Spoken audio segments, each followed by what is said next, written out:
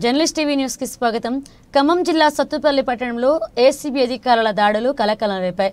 పట్టణంలోని 23వ వార్డుకు చెందిన మున్సిపాలిటీ వార్డు ఆఫీసర్ లంచం తీసుకుంటుండగా ఏసీబీ అధికారులు పట్టుకున్నారు.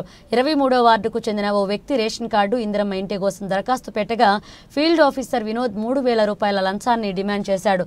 సదరు దరఖాస్తుదారుడు ఈ విషయాన్ని ఏసీబీ అధికారులకు ఫిర్యాదు చేశాడు. దీంతో అధికారుల సూచన మేరకు నేడు పట్టణంలోని ఓ జ్యూస్ పాయింట్ వద్ద వార్డు ఆఫీసర్ వినోద్ కు 2,500 రూపాయల లంచం ఇస్తుండగా అధికారులు పట్టుకున్నారు. లంచం తీసుకుంటూ పట్టుబడ్డ వినోద్ ను వరంగల్ ఏసీబీ కోర్టుకు అప్పగిస్తామని అధికారులు తెలిపారు. ప్రభుత్వ ఉద్యోగులు ఎవరైనా లంచం డిమాండ్ చేస్తే తమకు సమాచారం ఇవ్వాలని ఏసీబీ అధికారులు ప్రజలకు సూచనలు చేశారు.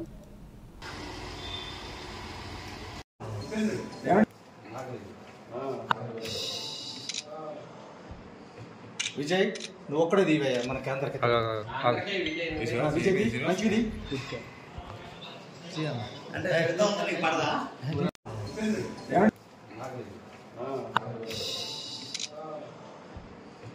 విజయ్ నువ్వు ఒక్కడే దీవయ్యా మన కేంద్రకి